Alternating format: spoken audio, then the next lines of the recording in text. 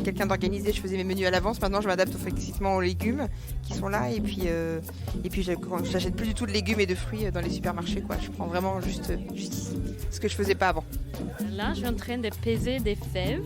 Je vais prendre 900 grammes parce que je prends un panier entier de légumes à la ferme de Bellettre. On a vu comment ils cultivaient ça dans leur champ, ils nous ont expliqué ça. Enfin, on a vu leur passion et ça nous a donné envie de les aider et de profiter des légumes locaux. Bon, moi, j'aime bien. Il y a toujours plein de légumes différents. C'est frais, on sait d'où ça vient, c'est local, c'est de bonne qualité.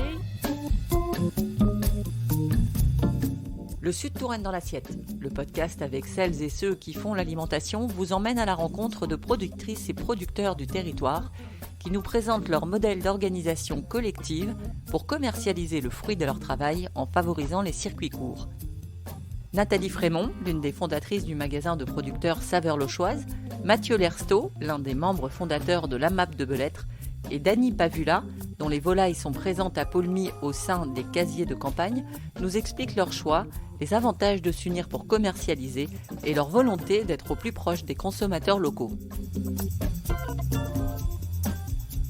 Aujourd'hui en France, mais aussi à l'échelle du territoire, l'approvisionnement alimentaire est effectué à 80% au sein des grandes surfaces et 20% en circuit court. Le Sud-Touraine compte de nombreux producteurs, des éleveurs bovins, caprins, de volailles, de lapins, des maraîchers, des paysans boulangers entre autres, qui commercialisent en circuit court à travers les marchés, la vente directe à la ferme, mais aussi les regroupements via des distributeurs automatiques, des AMAP ou encore des magasins de producteurs.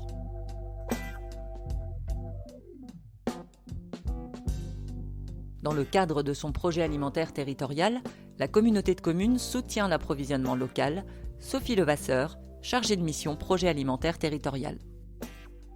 Donc aujourd'hui, nous avons réalisé en 2021 un diagnostic sur le territoire pour savoir comment les producteurs produisaient, comment les consommateurs consommaient. Ça a abouti à une réflexion plus globale par des actions autour de l'accompagnement auprès de la restauration hors domicile, auprès de l'installation et favoriser l'installation et la transmission. Et nous avons également un volet d'action assez conséquent sur l'accompagnement aux personnes qui s'installent pour créer leur débouchés et consolider. Puisqu'en fait, on a un territoire très dynamique sur Loches Sud-Touraine, on a un tissu rural qui est vivant et on a du foncier qui reste pour l'instant abordable. Donc on souhaite accompagner les personnes qui s'installent dans leurs débouchés et ça se concrétise par exemple de la recherche et de l'accompagnement au financement pour des subventions d'équipement ou d'achat de matériel, mais également sur tout ce qui est accompagnement sur la création d'AMAP, par exemple, pour constituer des paniers. On a également fait une amorce pour créer un groupement d'achat entre producteurs et restauration hors domicile.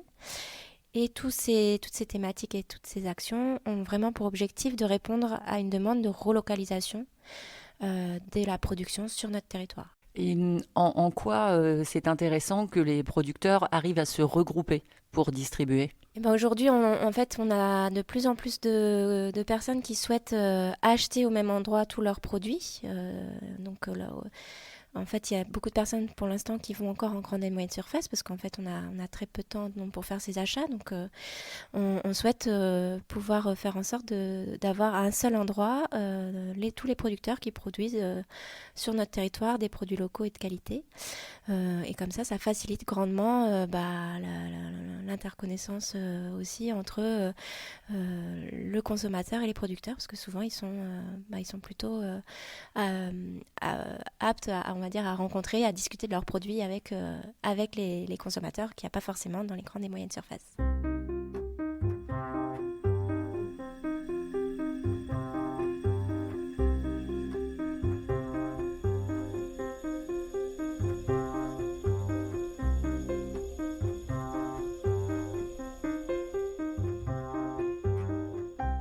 À Loches, Saveurs Lochoises est un magasin de producteurs qui connaît une belle adhésion de la clientèle.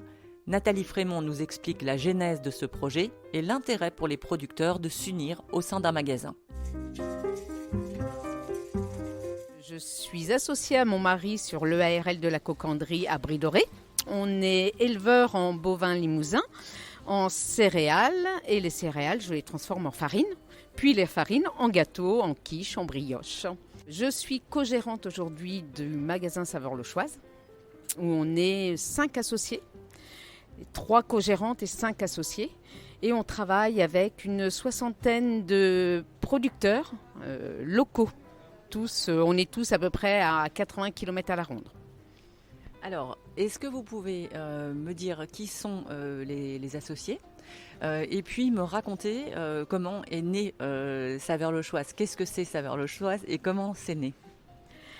Alors, en 5 associés, nous avons donc l'EARL Marie, donc avec Alain et Corinne, producteurs de volailles à Chemillé-sur-Indrois. L'EARL de la Mosellerie avec Kelly et Damien Pruvot, producteurs éleveurs en porc, donc charcuterie, transformation à la ferme. On a Stéphane Bonsigne, notre viticulteur de Saint-Aignan. Et donc l'EARL de la Nalerie avec Michel et Véronique et Bonigal et Romain, leur fils, en producteurs d'agneaux à Serré-la-Ronde. Donc Saveurs Lochoises est né dans un premier temps il y a 12 ans maintenant. On est en 2010. On était un groupe d'agriculteurs formé par le GDA, donc le groupement agricole, mené par Franck Pénaud. On a un groupe qui est né d'un sujet sur la vente directe. On était tous à se poser des questions sur nos exploitations, qu'est-ce qu'on allait devenir, vu la conjoncture. Et la vente directe nous paraissait une bonne idée. Après, il fallait mettre tout en commun. C'est-à-dire, juste, je vous coupe à cet endroit-là, quelle était la problématique à l'époque et comment vous arriviez à commercialiser? Alors à l'époque, on avait donc sur le bœuf la vache folle, donc les ventes avec des prix catastrophiques. Il y a eu la crise sur les céréales, il y avait la crise aussi sur les porcs. Donc on vendait nos produits à perte, puisqu'on est quand même l'un des seuls métiers où on ne décide pas de nos prix, où nos prix sont imposés par la Coop, par l'État. Donc on vendait effectivement difficilement. Donc la question se posait, pourquoi pas la vente directe, mais plutôt en commun, que de faire chacun chez soi. Donc on a travaillé tout en groupe, et puis un groupe de 10 à l'époque s'est soudé. On a fait des formations dans l'Ain, et puis après on a appris à travailler ensemble en fait. Des formations dans l'Ain parce que c'est l'un des précurseurs des ventes des magasins de producteurs. Donc par là, il y en a beaucoup. Donc on a pris des idées chez eux, on a été voir comment ils fonctionnaient, et quelle forme juridique on pouvait avoir pour pouvoir faire un groupe avec de la cohérence et avec une façon de travailler dans le même sens. C'est important d'avoir tous à peu près les mêmes idées et sur nos exploitations de travailler de la même façon. Quel a été ce projet?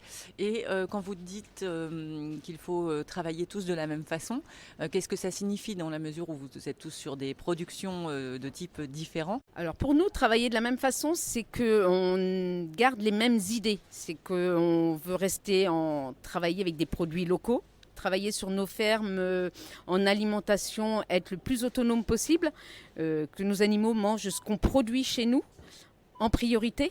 Après, il y a toujours forcément des compléments parce qu'on ne peut pas tout faire. Mais voilà, avoir cette directive et travailler dans le même sens. Travailler le plus naturellement possible. Alors, on n'est pas bio, certes, mais on est le plus naturel. Et que ce soit sur nos animaux ou sur nos céréales. Donc ça, c'était important pour nous.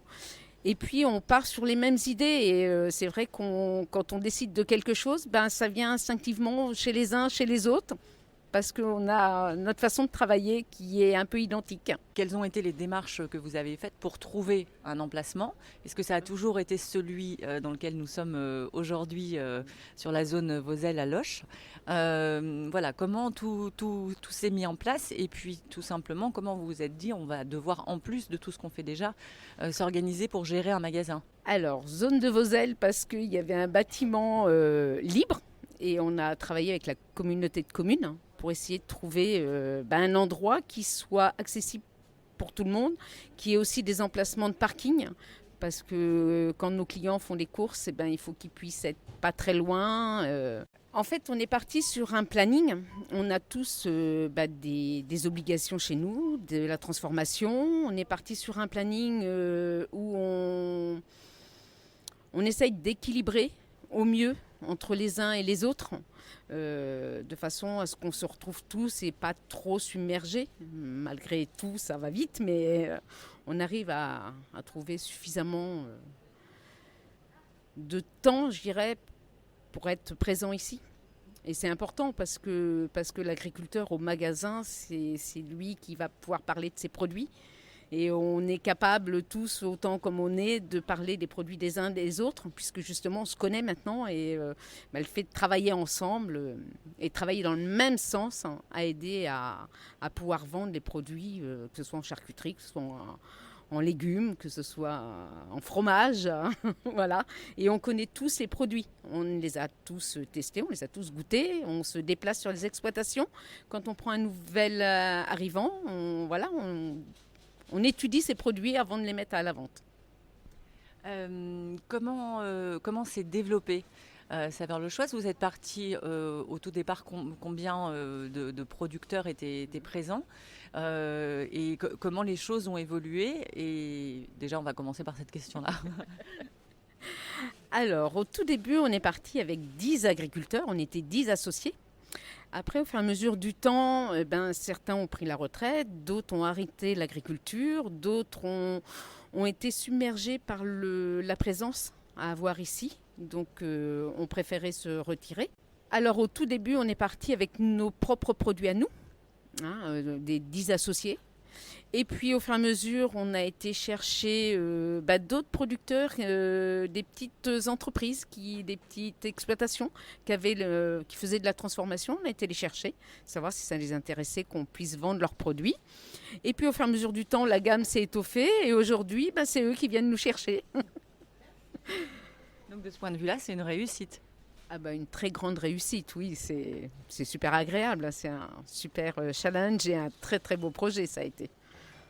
Combien de producteurs donc, sont présents aujourd'hui?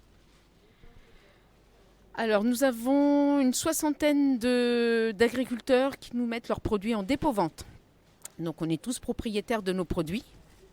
Donc, ce qui fait qu'on n'a jamais d'invendu chez nous, puisque chacun récupère ses propres produits s'ils ne sont pas vendus et les retransforme, puisque à chaque fois, il y a une transformation derrière. Donc, il n'y a pas de perte, en fait. Du point de vue de la clientèle, quelle a été la réponse au fil des années? Alors, au tout début, je pense qu'on a eu une clientèle plutôt âgée. Après, on a une clientèle qui s'est quand même rajeunie avec des jeunes familles. Les idées reçues, c'était que, comme on était producteur, on devait avoir des prix moins élevés. Sauf qu'aujourd'hui, si on a monté un magasin de producteurs, c'est aussi pour qu'on puisse vivre de ce qu'on fait et donc de vendre à son juste prix. Voilà, on a des coûts de production et on sait ce que ça nous coûte de produire. Et le but, c'était qu'on puisse vivre de ce qu'on faisait. Et alors, quel est le retour de la clientèle et quel a été le développement au niveau de la fréquentation de la clientèle? Eh bien, la clientèle est très satisfaite et très étonnée de ce qu'on peut proposer. Quand ils ont passé le pas de la porte, ils sont étonnés qu'on ait autant de produits et une gamme aussi diversifiée. Donc, ils sont plutôt ravis. Ça monte toujours. On a toujours des nouveaux clients. On essaye de partager notre expérience, notre savoir-faire avec tout le monde. On est producteur, mais on est aussi à la vente. Alors, on transforme, on produit, on vend. On ne travaille pas avec les agriculteurs. On est avant tout agriculteur. Donc, et ça, c'est super important, je pense.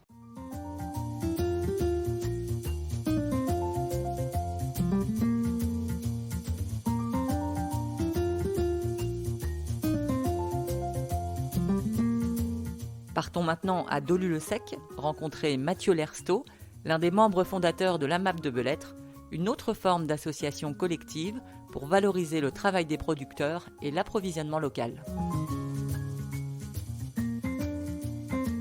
C'est une ferme qu'on a repris à 5 en 2015. Aujourd'hui, on est 7 dans l'équipe de travail. C'est une ferme qui, historiquement, en tout cas quand on l'a reprise en 2015, comptait 2 paysans sur des activités séparées, chacun de manière autonome, un paysan boulanger et un maraîcher. La MAP existait déjà à la ferme ici, Et nous, on a repris les deux activités, l'activité de paysan boulanger et l'activité de maraîcher, qu'on a regroupé dans une seule structure. Et on a étoffé le nombre de travailleurs, puisqu'on a développé les productions de manière assez conséquente depuis 2015. Quoi. Alors, est-ce que vous pouvez me citer ces productions ? Oui, alors on est paysan boulanger, ça veut dire qu'on produit des céréales panifiables. On les trie et on les stocke à la ferme, on les moud à la ferme, on fait notre farine sur un moulin à meule de pierre. Et ensuite, on transforme cette farine en pain au levain qu'on pétrit à la main et qu'on cuit au four à bois. Donc ça, c'est l'une de nos productions principales. Et la deuxième production sur la ferme, c'est la production de légumes. Donc on fait du maraîchage diversifié, c'est-à-dire qu'on fait à peu près une 50aine de légumes de saison, à peu près tous les légumes qu'on peut faire sous notre climat, en maraîchage diversifié. Et toutes ces productions sont faites en bio et distribuées soit à la ferme, soit en circuit court sur le département. Alors, est-ce que vous pouvez m'expliquer du coup comment fonctionne l'AMAP ? Peut-être en amont me redire quand cette AMAP de Belêtre a été créée, que vous avez reprise, et de quelle façon elle fonctionne ? AMAP, déjà, ça veut dire Association pour le maintien d'une agriculture paysanne. C'est une association de consommateurs avec un ou plusieurs producteurs dont l'objectif est de soutenir l'installation d'un producteur. Et la plupart du temps, soutenir l'installation d'un producteur en maraîchage, au début en tout cas d'une AMAP. Donc c'est ce qui s'est passé ici en 2008. Il y a un maraîcher qui s'est installé sur la ferme avec le soutien d'une quinzaine de familles à l'époque qui ont soutenu son installation en s'engageant à financer son activité et à lui financer l'intégralité de son activité et en retour à se partager l'intégralité de sa production. Donc nous, quand on a repris la suite, quand ce maraîcher a arrêté fin 2014, l'AMAP comptait à peu près une 60aine d'adhérents. Non, l'AMAP comptait en 2015 une trentaine d'adhérents, à peine une trentaine d'adhérents. On est très vite monté à une 60aine d'adhérents. Aujourd'hui, on en a 120. C'est des familles du coin, dans un rayon à peu près de 20-25 km autour de la ferme, autour de Dojulsec. Et le principe est toujours le même. C'est-à-dire que cette communauté d'adhérents, de consommateurs, on la réunit tous les ans en assemblée générale au mois d'octobre. On leur présente à cette occasion le bilan de la saison qui vient de s'écouler, mais aussi un budget prévisionnel, le budget de l'année qui arrive, en leur disant voilà, le budget de l'atelier maraîchage, c'est ça. On leur présente l'intégralité des charges qui correspondent à la production de légumes, et on leur dit si vous financez l'intégralité de ces charges-là, vous aurez l'intégralité de la production qui vous est destinée. Donc ça, c'est vraiment le principe de l'AMAP, tel qu'il a été pensé. Au début, c'est un système qui a démarré au Japon, qui s'appelle les Taikei. Et en japonais, ça veut dire le jardinier de famille. Et c'est vraiment ça, c'est les familles qui se mettent en commun pour salarier un maraîcher qui va leur faire des légumes et ils vont se partager de cette production de légumes. Donc c'est un peu le même principe ici. On a 120 familles qui se mettent en commun pour financer notre activité de maraîchage et qui se partagent l'intégralité de la production.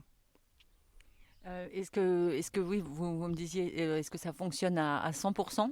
C'est-à-dire que est-ce que ça vous rémunère par rapport à vos prévisionnels? Est-ce que c'est bon ou bien est-ce que vous avez besoin de vendre ailleurs? Ça fonctionne à 100% sur les légumes, c'était l'objectif. On n'a pas d'autres circuits de commercialisation que l'AMAP. Et d'ailleurs, on ne pourrait plus vraiment respecter le principe de l'AMAP si on avait d'autres circuits de vente. C'est-à-dire que chez nous, les légumes n'ont pas de prix, le panier de légumes n'a pas de prix. Ce qui a un prix, c'est le financement de l'atelier de maraîchage. Et donc, vu que les gens se partagent l'intégralité de ce financement-là, en retour, ils ont l'intégralité de la production. Mais si il y avait une partie de cette production qui partait sur un autre circuit de vente, sur un marché, sur un magasin, on serait obligé de lui mettre un prix. Et donc, le deal de la MAP serait plus tenu, vu que les gens financent l'intégralité de notre travail. Si on le vend à d'autres circuits de vente, on ne joue pas le jeu, quoi. Donc c'est vraiment un des principes forts depuis le début. Et il y a un principe de solidarité qui joue dans les deux sens. C'est-à-dire que les gens financent notre travail et nos charges en amont pour une saison. Donc la saison, il y en a 2 saisons dans l'année, saison d'hiver, saison d'été, mais les deux s'enchaînent. C'est-à-dire qu'on n'a pas d'interruption. On fait 52 semaines de distribution de paniers par an.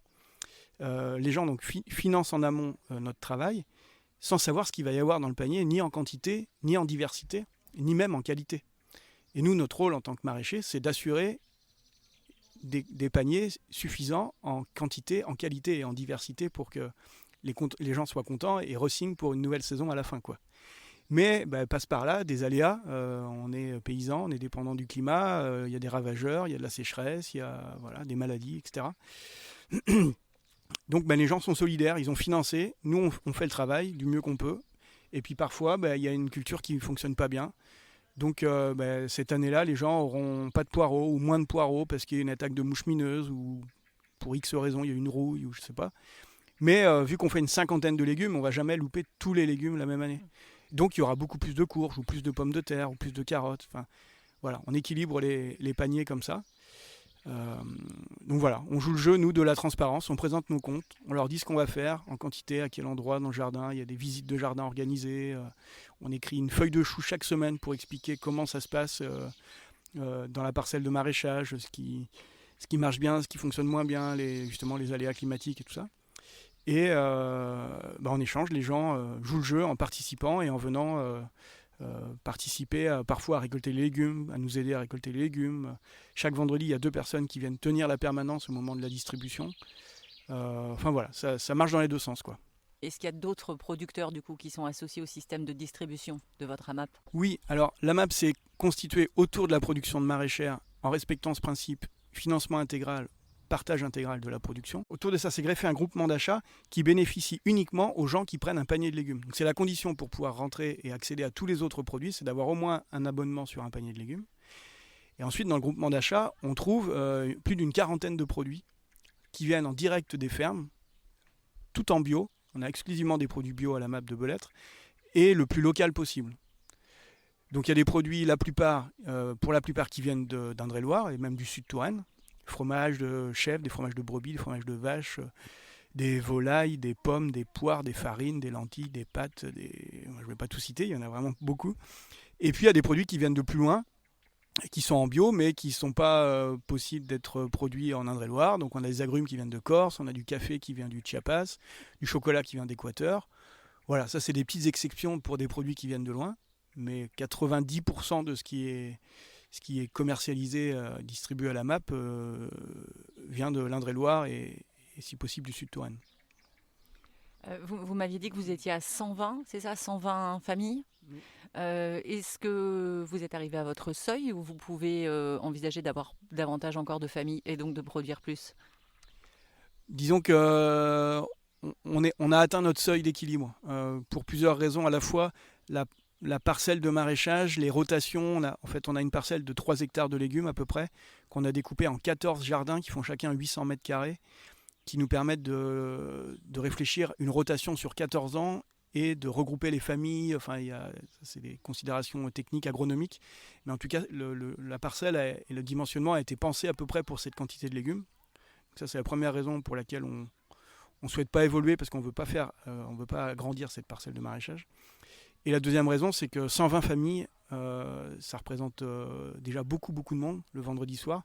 La distribution se passe entre 16h30 et 19h à la ferme. Ça fait une logistique à gérer parce que 120 familles qui achètent 40 produits, ça fait beaucoup de produits, beaucoup de logistique à gérer. Et on s'est dit qu'aller au-delà, ça deviendrait trop compliqué. Aujourd'hui, il nous reste quelques places, c'est-à-dire qu'on a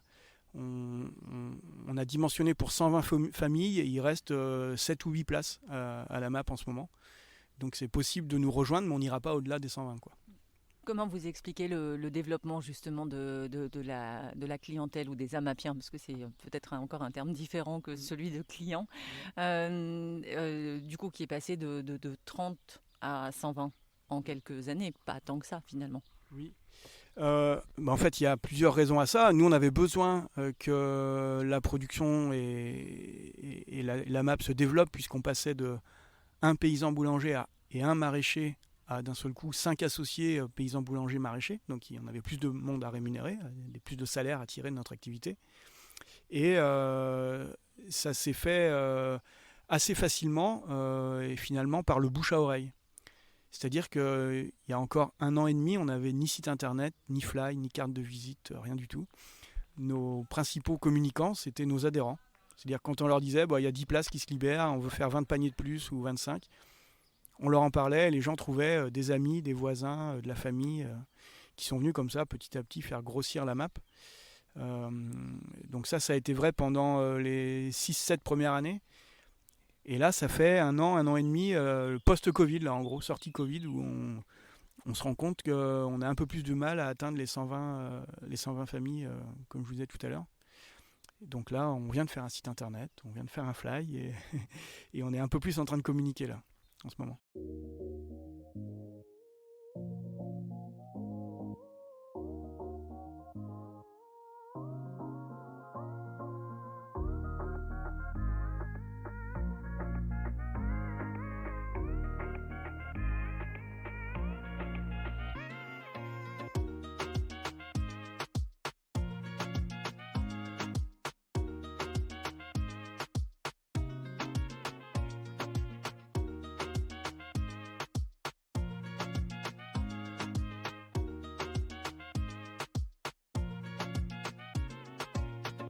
Nous quittons la ferme de Belêtre pour nous diriger vers la petite commune de Paulmy, dont le maire a souhaité développer une offre de produits de proximité avec vos casiers de campagne, comme nous l'explique Dany Pavula, qui fait partie des producteurs avec les volailles de la Mangrière.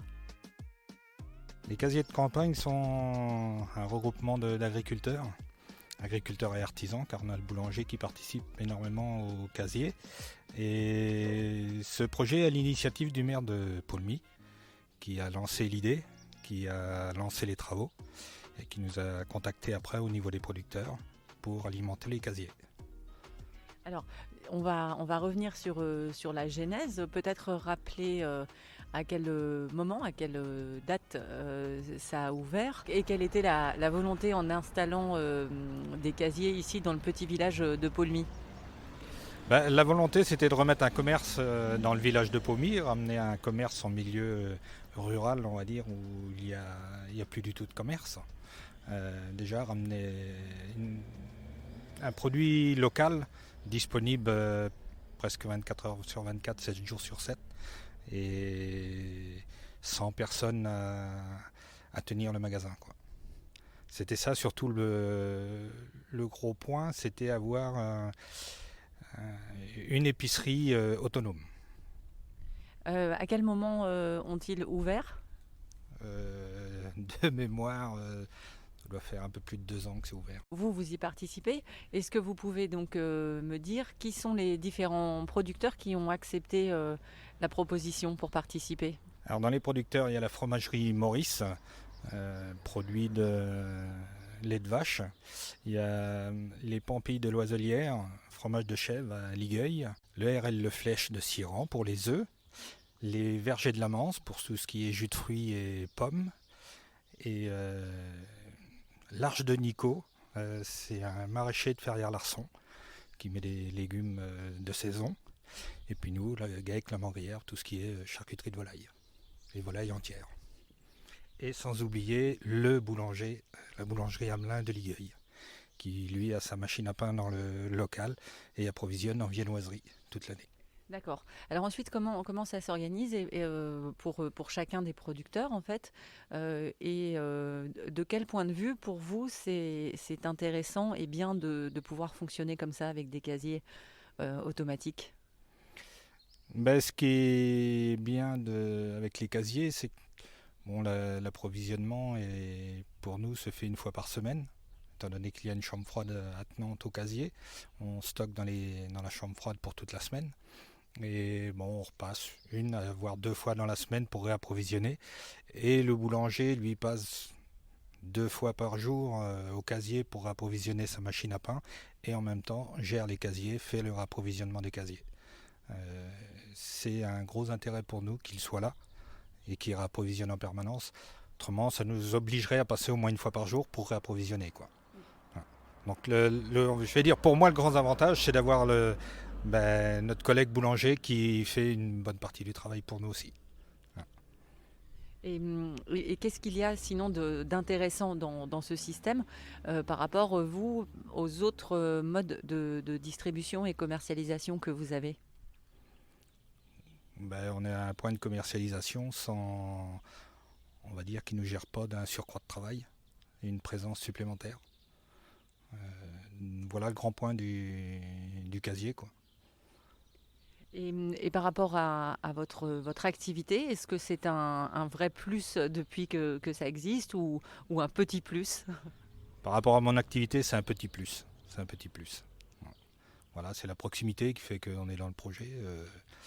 Bon, si j'avais 20 km à faire pour aller dans un projet comme ça, je ne sais pas si il faudra que ça soit sur une tournée de livraison. Mais faire que 20 km pour approvisionner un projet comme ça serait un peu juste quand même, quoi. Mais là, c'est la proximité qui fait qu'on est là, quoi. Est-ce que vous pouvez me dire de votre côté quels sont vos autres modes de distribution? Alors, les modes de distribution, le premier mode, c'est les marchés. Donc, on est présent sur le marché de Loches mercredi et samedi et le marché de Vaigné le vendredi. Et après, on approvisionne des boucheries revendeurs. Et on approvisionne des grands restaurants, notamment le restaurant étoilé de Loches, l'Arborescence. On approvisionne le château d'Artigny aussi. Et ensuite, on approvisionne le magasin de Ligueuil à la ferme. Et on est dans le magasin de producteurs de Saint-Cyr-sur-Loire, la ferme du Mûrier. Voilà en gros tous les... Bon, puis les épiceries du coin, l'épicerie Épiservice JSMP au Grand Poissigny. Donc voilà un petit peu tout notre réseau de commercialisation. Alors ils ne sont pas là pour répondre, mais est-ce que effectivement pour les autres producteurs, si vous avez le temps d'échanger, est-ce que malgré tout c'est intéressant d'avoir en plus des casiers, de se regrouper comme ça aussi entre producteurs et d'avoir ces casiers dans le petit village de Paulmy? Oui, c'est un plus. Et puis pour la population locale, c'est un plus aussi. Parce que nous, on ne fait pas de vente du tout à la ferme. Donc, je sais, j'ai même des personnes de ma famille qui viennent au casier, quoi. Mais c'est vrai que ce genre de commercialisation, c'est un plus, quoi. C'est un plus.